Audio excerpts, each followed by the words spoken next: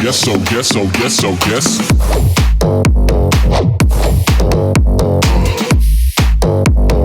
Yes, so yes, so yes, so yes. All right, welcome to Oh Yes. We got our friend here, Will Runzel. What's up? Manages SLANDER, NGHTMRE, WHIPPEDCREAM, JOYRYDE, lots of artists. How you doing, sir? Amazing. Thank you guys so much for having me on the show. I'm excited to be here with two old buddies of mine. Yeah, this is number 3 for us, so we're not exactly the podcast ninjas as of yet, but we're we're almost pros. You know what I mean? We're like pre-pro. People have we're said college right now. People have said we're pros. Yeah, man. So I wanted to have you on here because a few things. One, I enjoy your blog that you do on your Instagram story of rap albums. I don't listen to a lot of rap, but Dave does, so I thought it'd be cool to chat that, and then just kind of get your story and let people know, how you went from booking us at Lure to becoming a super successful manager, pretty much. Yeah, I'll tell you. I'll give like the 1 minute version just so I don't like bore everybody. But I started throwing rap concerts when I was like 22 in the Midwest. We did like Currency, Big Sean, stuff like that. Last tour we did was with Steve Aoki. The company wasn't doing well. I came out here, took an internship with Steve, started working on the event side for him, started booking all the shows for like the Dim-Mak Live, all the LA local shows. And I got a job at React Presents, started booking shows for them on the West Coast, started managing some of the acts like SLANDER, NGHTMRE, met my buddy Steven Haddad, who's my business partner. Started working at Golden Voice for a little bit, kept doing the half talent buyer, half manager thing, got fired from Golden Voice, went full on the management thing with Steven, got my other buddy Chris to run the events company. And we also, along with all the management stuff we do, we have an events company that operates in Houston, Dallas, Atlanta, Madison, Rosarito, Mexico, Chicago, Illinois, Milwaukee, Wisconsin, all over the place. I didn't even know that. Yeah, that's crazy. Amazing. Yeah, every time you guys definitely rehearsed that. every time you guys play, I get asked it a lot. So every time you guys play like Stereo Live Dallas, Stereo Live Houston, Ravine in Atlanta, Liquid Madison, Concord Music Hall, Prism, Papa's and Beer, Rosarito, Mexico. All right, we didn't know, but Will paid for this podcast by booking us on those shows. We do Baja Beach Fest, the first, the largest reggaeton festival in North America. Oh shit! So, but Chris runs the show. So are you not? Once I got daily no. Once I got let go by LED Golden Voice, Chris does everything. Do you miss like the show or booking side? No. You like the management side a lot more? No. How did you? Okay, so I have a question. Like, yeah, go ahead. A lot of times, managers will come in and give you like a spiel, like, oh, I manage this guy, do this, this, blah, blah, blah. You weren't managing really anybody and kind of went to SLANDER, NGHTMRE. How did that unfold? So it was Bixel Boys was the first one. I'm sure you guys remember that. We did the whole Free Life campaign. Yeah, the sickest merch campaign of all time. Yeah.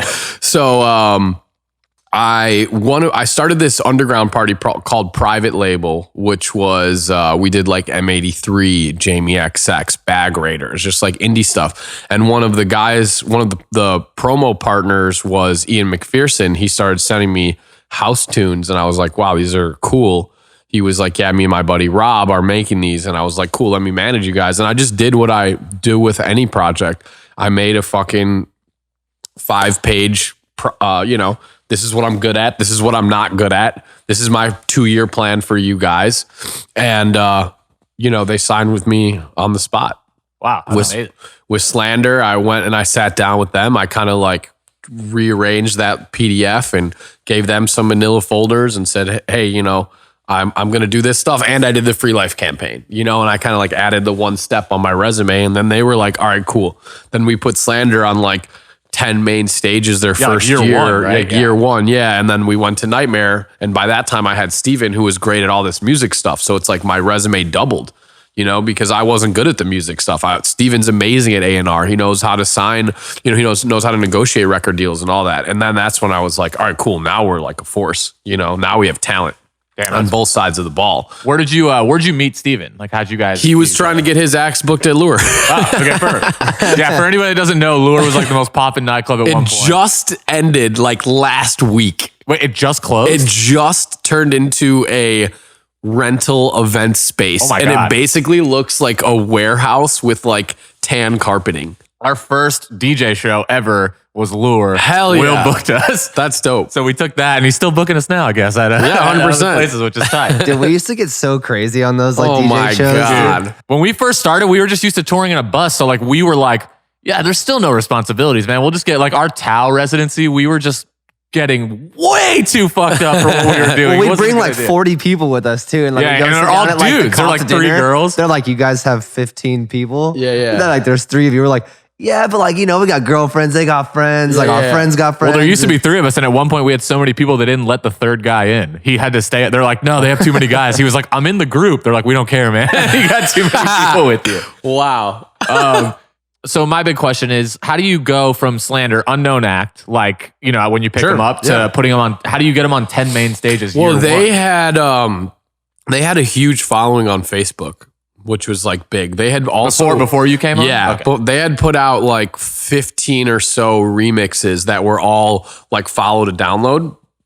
So they get, you know, they put out a song, they get 10,000 Facebook likes. They put out another one, they get 20,000. So when I signed them, they had like 250,000 Facebook Oh, wow. likes.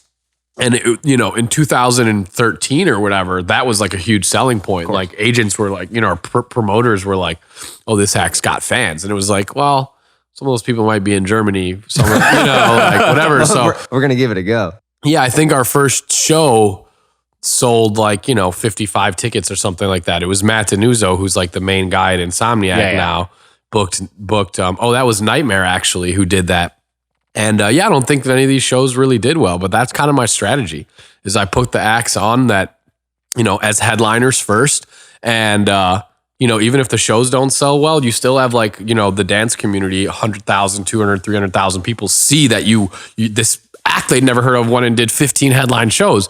And then that switch turns in your head where you go, oh shit, I need to find out what this is. Right. You know, and then the people in the venue are there and they're like, oh, I'm with 40 of my other Slander fans, but there's only 40 people here and the show wasn't that good. But hey, I made some new friends. They come around the second time.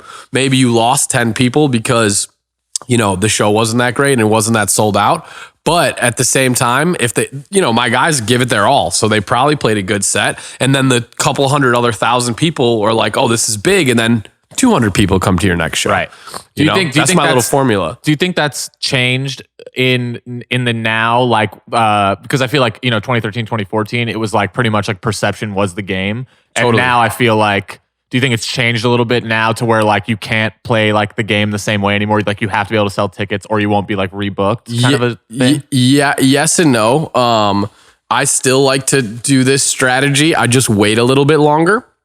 I have this theory that if you put an act on a support show, that they will feel like a support act until you get them out of that perception, which is a challenge. Yeah. So it's like, all right, cool, we're a support act and we stole all these new fans playing our opening set, which is not like your real headline Exactly, set. yeah. You can't really go hard. So it's like, all right, cool. Then people went to my SoundCloud and they liked my song, but like it's not really about that. Even with some of the like most prolific songwriters in dance music, you go look at their tracks and they get 10 million plays. Exactly. You know what I mean? Like Yeah. if you get a song with 10 million plays on Spotify and dance music, you're like, yo, I fucking crushed it. Right. But that doesn't mean people are listening to your music. No. Most of the time, kids, I think over 50% of the time, you have like the millenniums, like, oh man, I love his tunes. Right. I'm going to go see his show, right?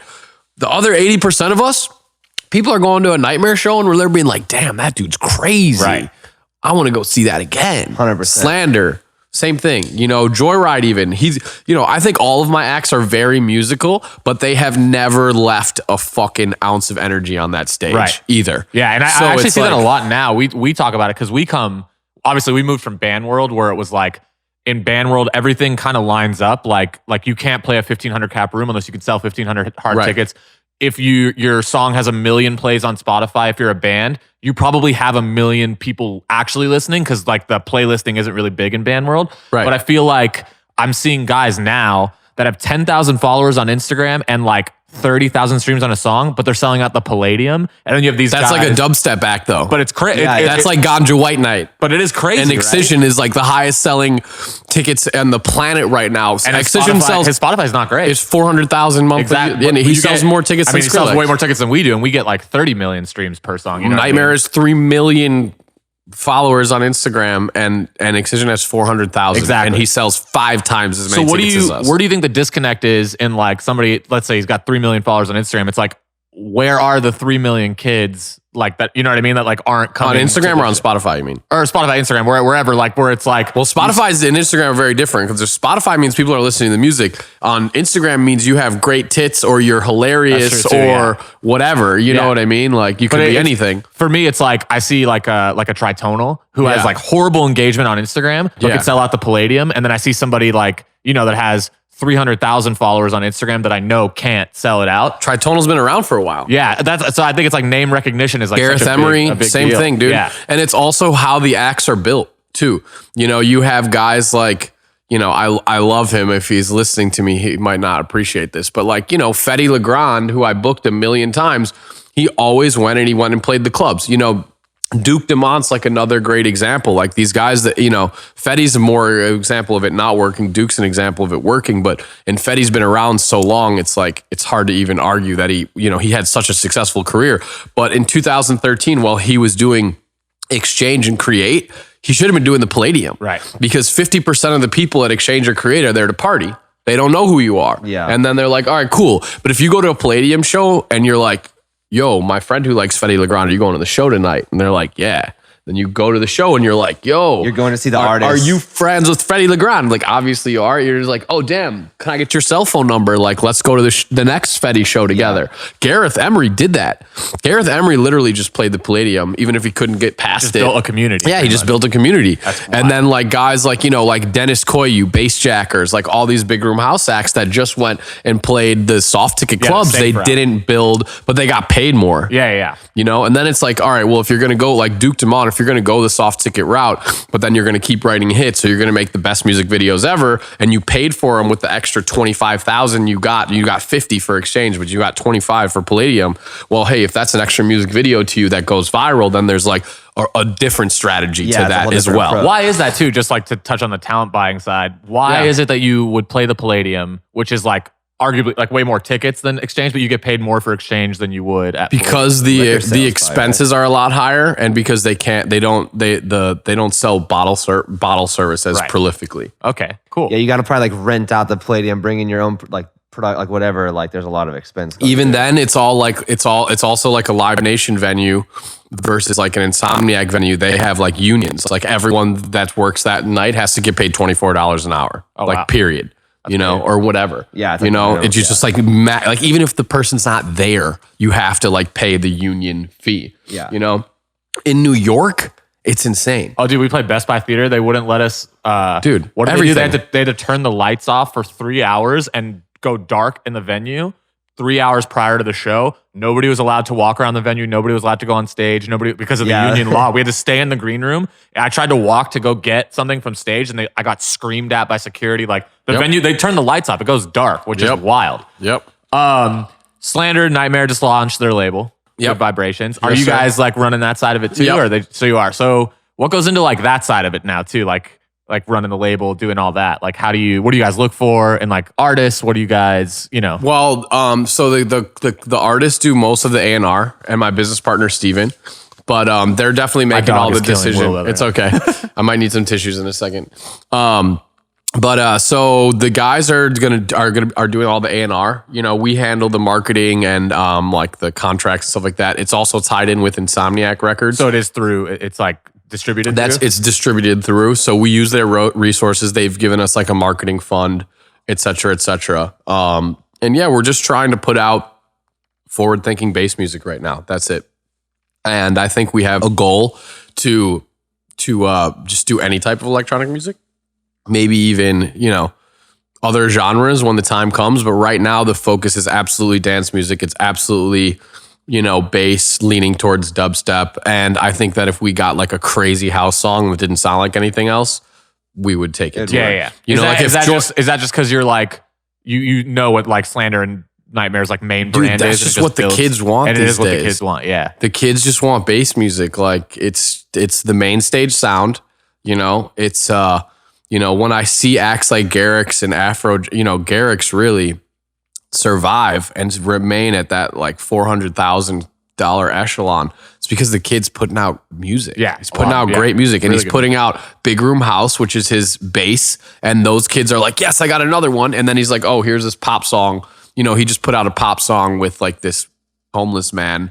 Yeah, which is crazy. Like, Yeah, Mike Young. Have you followed this guy? My buddy he's Dan insane. manages him. Dude, he's like 1 million followers on Instagram. He was in a amazing. subway station just It's singing. the coolest story ever. Really cool story. But Martin Garrix and his team found that guy and were like, yo, you're talented. Like, let's make a song. And it's like a huge song now. Yeah, that's crazy. Why do you think bass music, because I feel like bass music was like, what, 2014, 2013? I felt like everybody was like, oh, like bass music is dead. And then all of a sudden, it's just Totally. like out of nowhere, I felt like just like, no, it's not dead. It's bigger than fucking ever. Like, what do you think happened? Like, I think that everything goes in like cycles.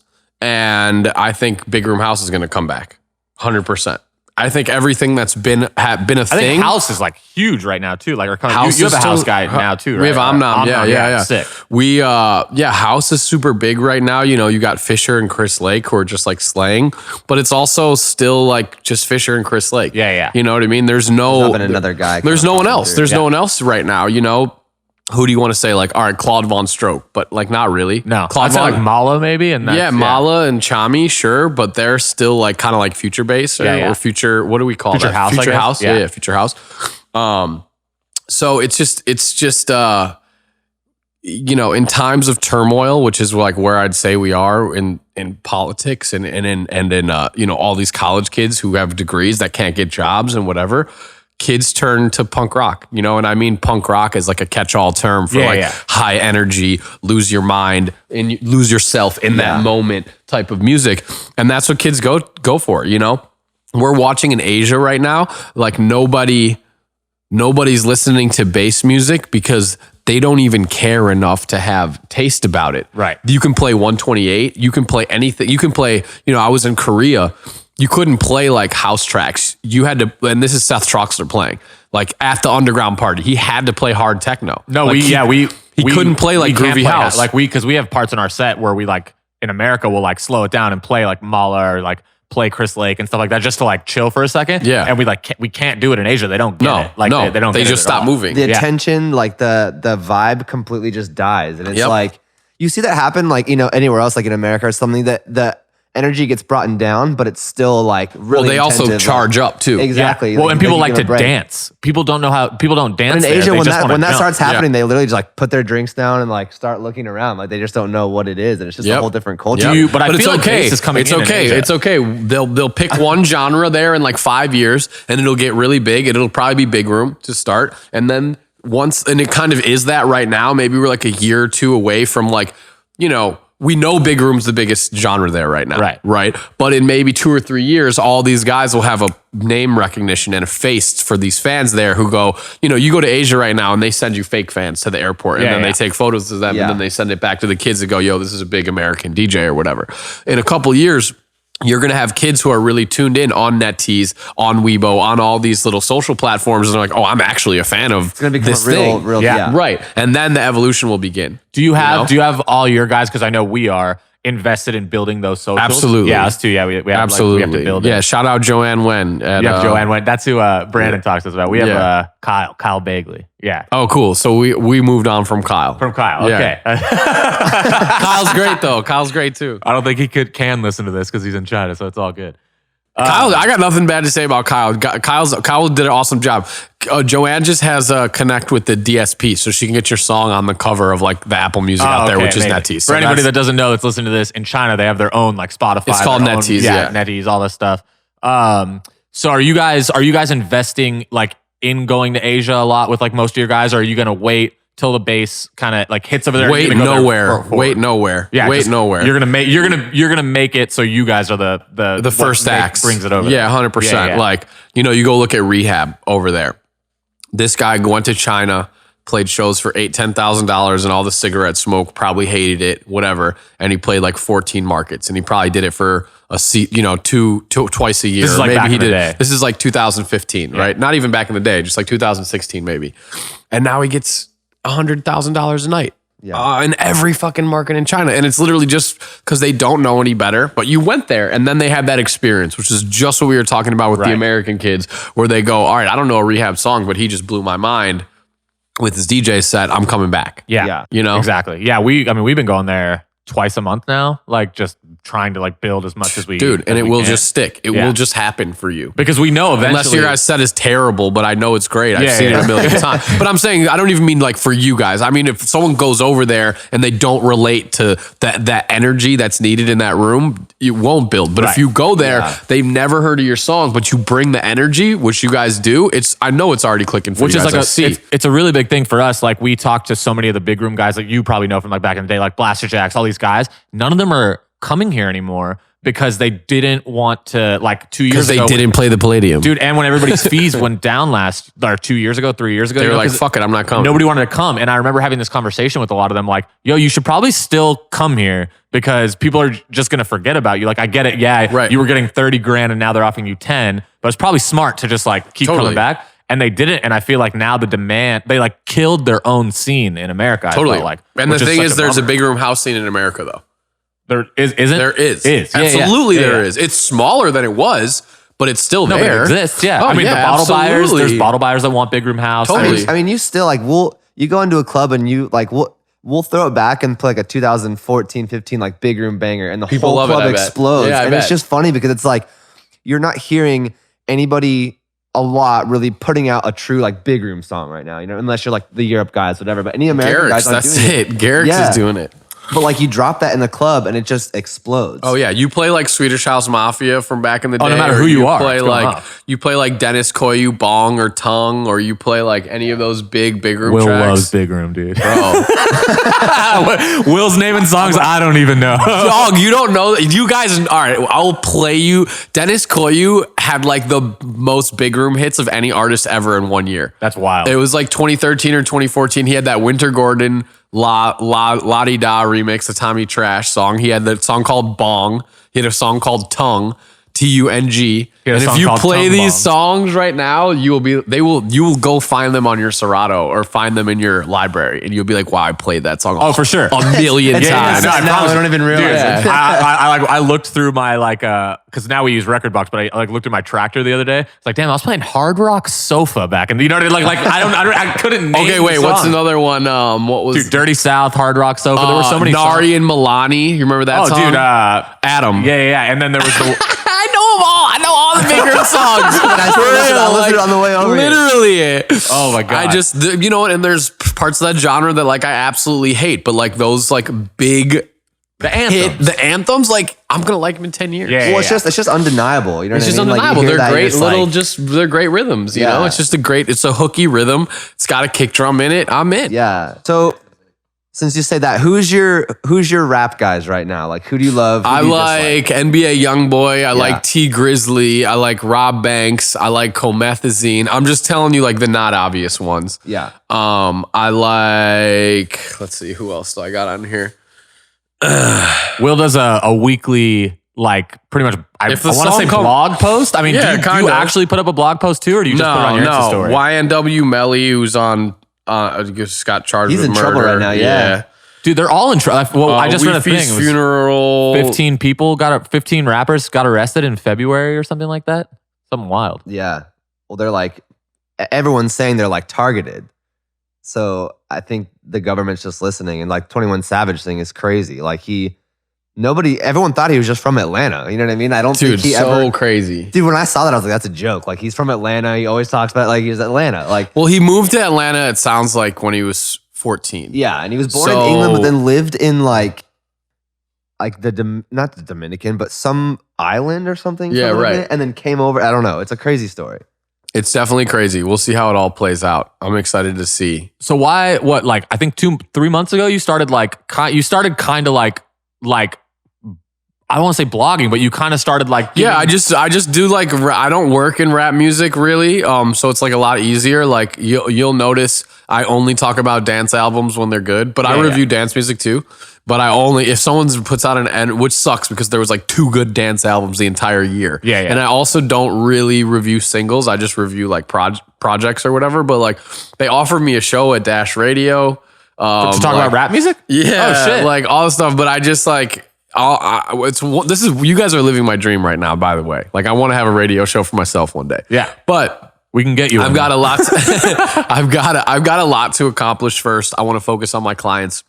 You know, I don't want to them to think that this is my radio show is even the 10th most important thing in my life. Until they're all millionaires and they don't care and they know whatever, and then we can like have some fun. So when I'm like 40, I'll probably like do the hip hop radio show, but hopefully, and then I'll be working in hip hop and I won't be able to be honest. That's what I was gonna ask. Do you want to like cross over and like find? Yeah, yourself, absolutely. like, a hip-hop but act? just know if I like sign like.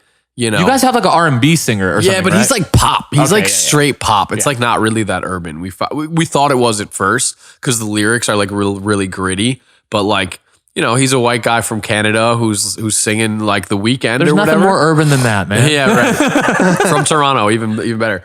But it's just like it's like if The Weeknd is urban, then it's urban. Okay, yeah. But it's like The Weeknd to me is like nasty pop music. Pop, right? yeah. It's not like He used to be a little he's more not- urban, I feel like. when Yeah, he first was, came but out. he's not like that's what it's like. That's how I would compare it to though.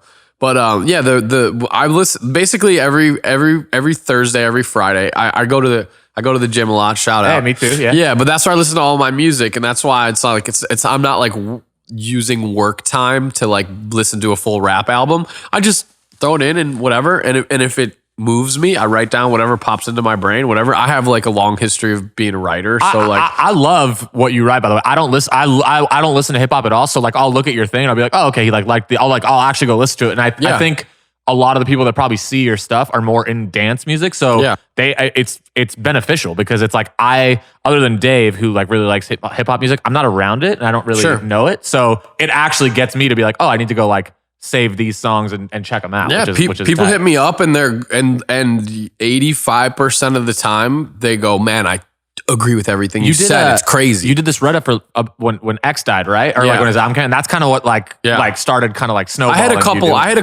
had a couple before that, but that article going viral and that was it's also coinciding when I was doing like a lot more reviews, and it's kind of like I guess I'm like a rap writer now on my. I mean, you're good at it. I don't know, Instagram stories, whatever. Yeah, I wrote I reviewed I wrote like 2,000 words on Lil Wayne's album. Oh wow. You can check that out. I wrote 2 articles on X. I wrote an article in September 2017 that was called Hip Hop Emotions. They gave it a shitty title, but I forgot what I wanted to call it. But something about just like how hip hop artists, it's okay to be sensitive now. Yeah.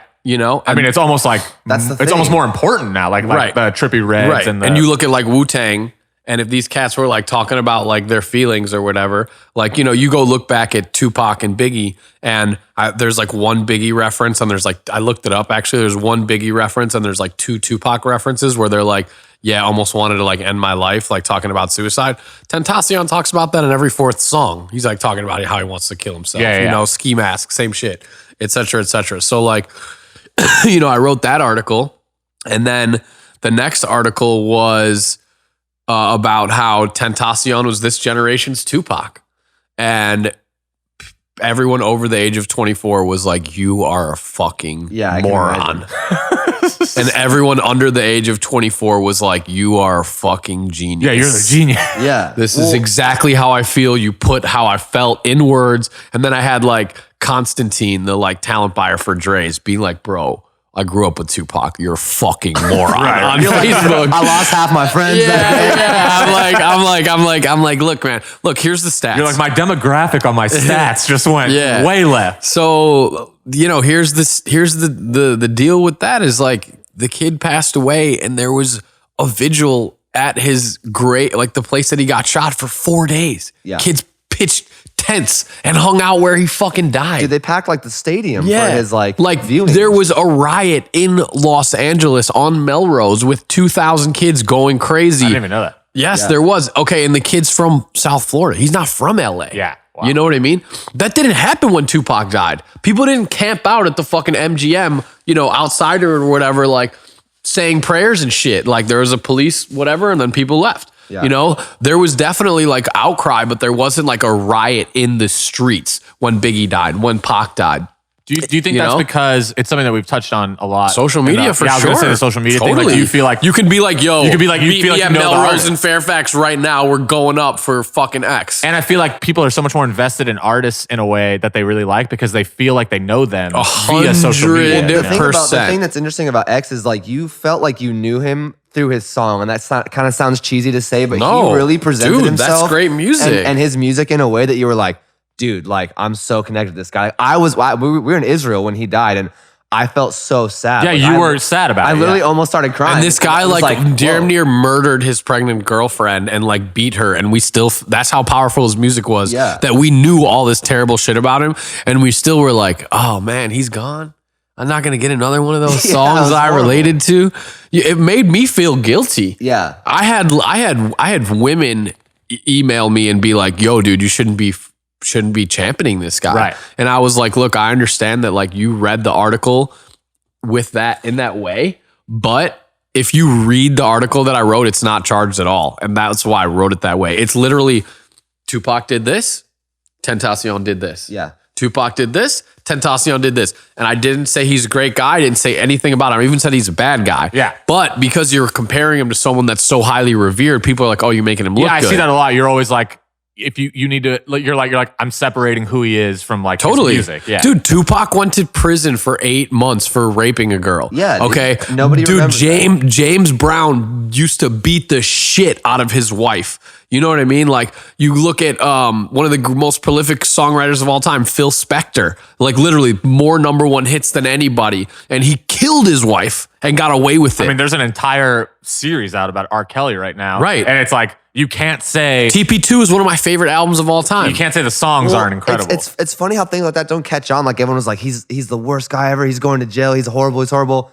2 weeks ago, he was like partying at a club and everyone was going crazy. R. Kelly? Yeah. Oh shit. He's showing me a video. He's like he's literally at a club it was 2 weeks ago, birthday. like we're going loud tonight, and the whole club is like, fuck yeah! And it's just like, dude, there was just an entire Lifetime 9-episode series about this. That's one of those things that just doesn't even make sense to me how it doesn't like resonate. But it's the music speaks way over the person, which is 100%. Some people think it's unfortunate and like wrong. Other people think it's like leave the guy away from the music, and it's an interesting topic. Well, the thing is if you're not gonna separate the music and the person, right, and you're gonna only like good people's music, right? First of all, do your research. And what you will realize is there was about 30% of the music that you listen to that was made by assholes. Yeah. Yeah. And I mean, if not more, because some assholes just don't get caught for being assholes. Okay, also true. Yeah. So everybody that didn't get caught, you're rewarding them with album sales and t-shirt sales and all whatever. I'm not going to buy a Tentacion t-shirt. I'm not going to buy anything of his. I'm not going to buy anything of R. Kelly's. I never have, frankly. That's a lie. I bought TP2.com. But that was before I knew he was an asshole, Yeah. But now it's like, I don't listen to R. Kelly and Tentacion as much as I used to. I haven't listened to R. Kelly since all the shit came out. Tentacion, when I'm like, does it just make you like feel weird? Like listening, it makes you feel weird that you like it. Yeah. You feel guilty. You feel guilty that you like it. So it's like, all right, cool. If that guilt's going to make me not listen to him, cool. But like, if I'm in a dark place and I want to put on fucking Carry On, or that album 17 by Tentacion had a much greater effect for me personally. On like my psyche. And R. Kelly was like, well, we were young as shit when R. Kelly came out. I feel like it's just like if R. Kelly put out a song right now, I'm not gonna go champion it, But and he also didn't make emotional music where Tentacion did. I'm trying to think of, like for example, Nas, right? I was completely obsessed with Illmatic, my favorite album of all time. If it came out that Nas like beat K-Lise or his ex-wife or something, like I don't know what I would do. That's my favorite album ever. Yeah. Like I don't know how I would feel. And I cannot even tell you how I would feel. I can't be like, oh, I'm going to stop listening to Illmatic now. I listen to Illmatic like once every 2 weeks, you know? Yeah. So it's just tough. It's a weird thing. And that's why you just got to just separate it. You just got to. And there's a million people out there who will tell you that I'm an asshole for that. And that's fine. But it's just, it becomes too, you're adding a whole another element of listening to music. Well, it's you're almost like oh, the album came out. Hold on. Let me Google their arrest record. What did he do when he was I mean? 18? Let me make sure I actually like it. It's almost like because they're such, for lack of a better word, like bad people or like tormented people or like whatever, is why their music is probably so dark and so good. Another thing that needs to be talked about in this situation is like, if Ted Bundy put out an album, I would so listen to it. I mean, yeah. No, you would have. I'm not going to say I'm going to enjoy it. Yeah. I'm not going to say that I'm going to feel good about it. I'm not going to say that I'm going to put a review on my Instagram going, man, that Ted Bundy is but he's a fucking psychopath. I'm going to listen to his album. You wanna hear what the what he hell has was to say. going through it? Yeah, you know what I mean? So it's like, if you're fucking like, okay, perfect current example. YNWMelly dropped this album. I listened to the whole thing. I reviewed it. You know, This is the guy that just did like this correct. Instagram live Correct. shootout thing. no, it's a little different than that. But He got charged for. he has double homicide. this huge song. He has this huge song with Kanye that's going to be like a radio single while he's in prison. I have a feeling. Again, it goes back to I know nothing about hip hop. I'm like, oh, It's that's all good. I'm like, that's the It's guy all that good. did that all of the lights, so right? so he was like, I think he was just like super fucked up, but he has his two best friends' names tattooed over his eye, right? Got the tattoos before they passed away. He was in some altercation with them, shot them both to death. I mean, accused, apparently. 2 months ago, it was like, yo, his best friends died. And he like wrote, like even before they died, he wrote this song that was basically talking about how he shot his friends on accident. And you know, last week he gets picked up for the double homicide of those two kids. And then like now all these interviews are coming out about him to be like, oh, this is what he was talking about, whatever. And there's this one interview on Montreality, and he's like, man, there's Melly, and then there's Melvin. He's like, Melvin only comes out at night. He's like, nobody likes Melvin. Melvin's fucking dangerous. Melvin will do this. He's like, I don't like Melvin either. He's like, I don't like when Melvin comes out. It's like, you're a serial. You're a murderer, dog. Yeah. So, but it's like, all right. You go listen to his album and it's like, you know, this kid got shot at when he was a kid. He got, you know, all these crazy things happen. And then you really want to like judge someone for what they are or what they've become or whatever. And it's like R. Kelly was raped when he was 8 years old by his aunt who made him fuck him, right? Tentacion's mother was a crackhead. She would not pay attention to him at all, would not feed him nothing. The only way that she ever would pay attention to him was when he literally was like, yeah, I used to beat the shit out of kids at school, so my mom would talk to me. So it's like, you want to go poo-poo R. Kelly and tell all these people that they're horrible. It's like, okay, cool, but there's a cause and reaction. There's a reason you know, why, there's a reason why. Like he had a fucked up upbringing.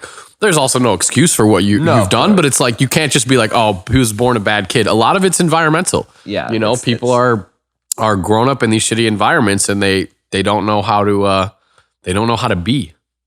Yeah. And I think it's also because they went through those things is why you love them as an artist. You know what I mean? I'm not saying Because they're talking about real shit. They're talking about fucked up and shit. it's not justifying anything that they did, but it's like, No. It's like, well, would 17, would that have come out if Tentacion's mom didn't fucking hate him? No way. You know, no way. Yeah. yeah. So- And it's why we're all, anybody that does music, it's like, I know I am, I know David's like, we went through shit growing up and that's why we're like artistic people. Totally. And, you know, it's really hard to be like, to not go through anything and like write good songs. To do anything, yeah, really. It's really like impossible. If you didn't struggle in your life, it's just tough. Yeah, Like, really hard. if you didn't struggle in life becomes a struggle. You got to work hard. That's a t-shirt, man. You got to fucking be in pain a little bit, you know? Yeah, that is true. I went through some shit. makes you real. Shit. Yeah, if you just got a lot of these, like, I see a lot of like kids that like grew up in Los Angeles and like parents were like movie directors and then they get into the movie business and you're like, or you know who the best example is? Fucking Sean McVay.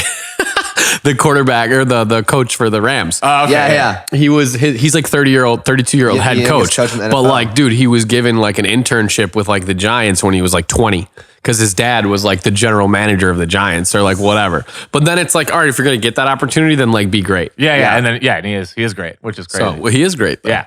Are you a big sports guy? Yeah. You are a big sports guy. I mean, he just told us that he plays basketball. He asked us if we play basketball. We don't.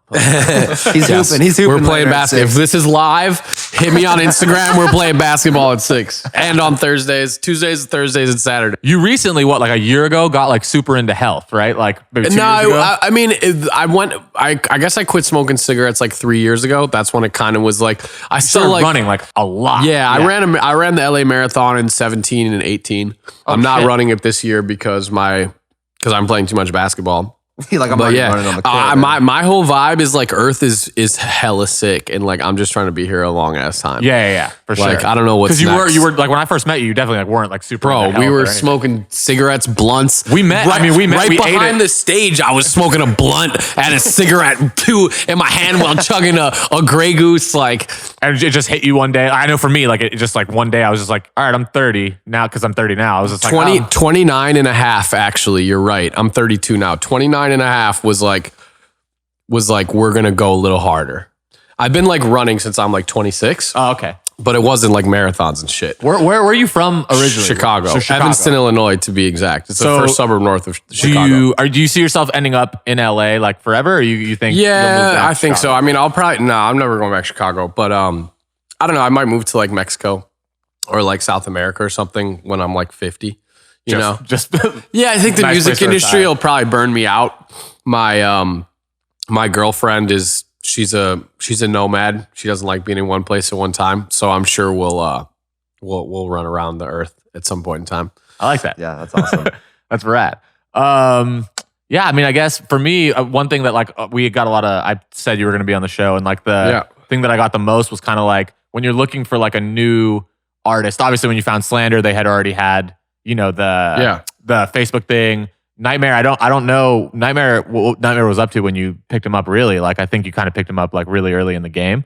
But when you're looking for like these new artists, what are you kind of looking for? You know, like when you sign a artist from scratch.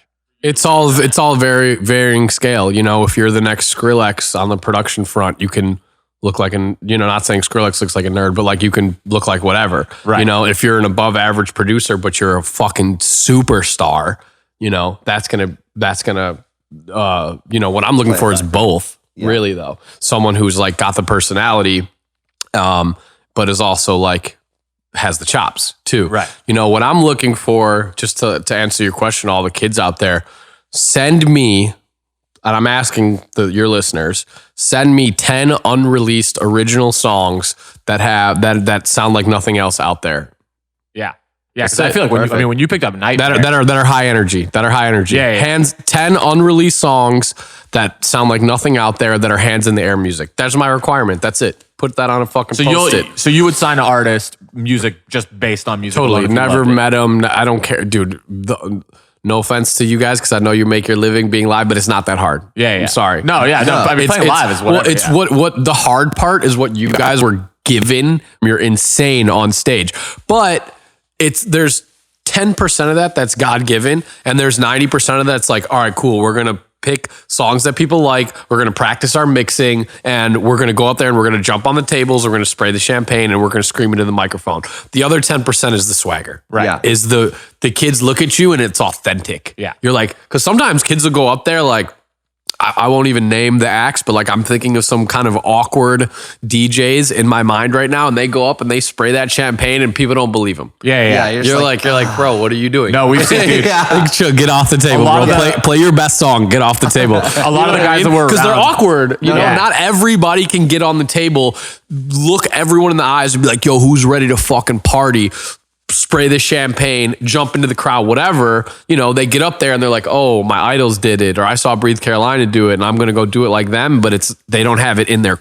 They weren't born with it. No, you know we see what a I'm lot saying? of guys where like, especially like, because we're around the European like circuit so much, we see like a lot of people. I'm not gonna like name names where we're just like, "Yo, did you go to like fucking DJ school?" And like they told you that this part you got to put your hands up, this part you got to go left to right, and like the crowd won't so even be calculated. The crowd won't even be looking at them, and they'll play every show exactly the same. Yeah, right. No matter what, they can't Right. change their setup. They can't do anything. That's not It's like, DJing. dude, That's that's just- not DJing. Like we'll show Right. up to. But if those guys write hit songs, no one cares. No, right. But if Yeah, you yeah. write mediocre songs, you'll burn out. Yeah, Like, exactly. yeah. It won't It's happen like for we'll you. go to Vegas and like, dude, we can't play the same set in Vegas that we play at Concord. You know what I mean? It's like it's a totally different show. So it's like you have to be able to adapt. And I see these guys that like cannot adapt whatsoever, and you're kind of just like, all right, you're not like a DJ. You just like somebody put. You're this a set music together for producer who's been asked to perform. you. Yeah, exactly. I just have one last question before Go we ahead, go. yeah. So I wanted to bring this up earlier when we were on the topic, but I forgot. So the good vibrations thing. Yeah. How did that start? Did they just do like a back-to-back one show and just went viral, or like what was the Dude, they've been best friends since production school. It's the most organic thing ever. I mean, I look at Slander and Nightmare as like, I know they're separate acts, but it's a band. You know what I mean? Like they to some literally extent have it been is, doing and we stuff haven't even together put out forever, a song together since 2015. which is wild. Yeah. Right, but they're actual friends. They wish themselves happy birthday. They go on ski trips together. It's completely organic. It's like, well, we didn't put out a song this year, but we all went skiing in Mammoth and we took some photos and put them on Instagram. And kids want to be friends with those friends. Yeah. And did you just felt like obviously they're two. I didn't feel anything. They did everything. But they did like, everything. But they were like, let's make this song. Oh wow, what are we gonna call our album? Oh, let's call it Good Vibrations. Oh, well, to raise awareness for Good Vibrations, let's go do some DJ sets together. And like my whole theory from like a management standpoint, like what you guys are gonna see us do in the fall. I'm not gonna give it away, but what you guys are gonna see Nightmare and Slander do in the fall. Just like write this down, set a timer for November. You're gonna be like, they're doing something different. yeah. So what I like to do is I won't give away part 3, but step 1 on the revolving door is individual shows. Go play the Palladium, go play the Shrine, right? All right, now we take a year off. Now we go do Good Vibrations, our own festival at the NOS, right? Well, now we come back and we do the individual shows again. Then we come back and we do Nocturnal Wonderland together, where we don't have to take a bunch of tickets out of the market. That's been the last 4 years. And now instead of going back and we did individual shows this year, instead of going back and doing like another Good Vibrations, like its own festival, you're going to watch us do something that you've never seen before. You're going to watch us do something that hasn't been done in dance music in 5 years. Wow. Fuck yeah. Yeah, that's amazing. Hell yeah. Excited. Keep your dial set. You're going to watch Slander and Nightmare do something that, yes, the last time it was done was I think 5 years ago, and I have a feeling that once we do this, everyone's going to copy us, and you're going to watch everything we do happen for everyone else in 2020. Hey Siri, remind me November 1 to text Will Runzel. You can say about Nightmare and Slander touring. That's it.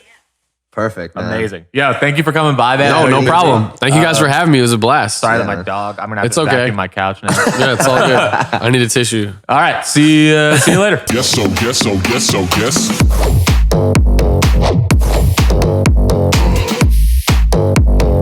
Yes, so, yes, so, yes, so, yes.